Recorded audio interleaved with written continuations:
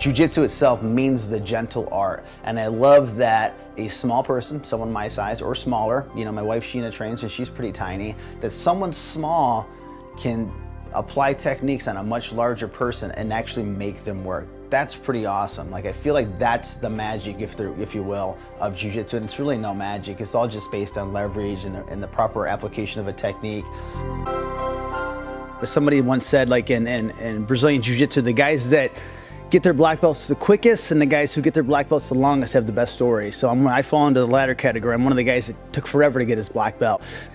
Is that true? Did I really get my black belt or my brown belt in 2001? Have I really been a brown belt for like 13 years? It just sounds like absurd to me. My path to black belt, especially from brown belt to black belt, was this crazy curved line that just took me all over the place. You know, I traveled a bunch, I trained at a bunch of different schools, I never really settled down anywhere. I had times where I wasn't actively training, and I let myself honestly like get really out of shape. So it really dawned on me about a year and a half ago. I went out to Colorado to visit family. I got tattooed, I have a bunch of tattoos, and I got tattooed on my ribs. And we took a picture of my tattoo, and it was this awesome tattoo. And I got home, I'm like, I want to put this on Facebook, show everybody my tattoo. And I put it up, and I was looking at my picture, I'm like, God, I'm fat. I was embarrassed that here I am, a brown belt with 4 stripes, and I want to get my black belt, but I'm not in shape to get my black belt. And I'm not training well, and I'm not rolling well, and my blood pressure's, you know, high, and I didn't feel good about myself. So I sort of had reached this tipping point in my training. It's either like, I'm going to continue training, and I'm going to get in shape, and I'm going to be a black belt, or I'm going to quit. I had a conversation with my wife that I wasn't going to train jiu-jitsu anymore. We sat down at the kitchen table.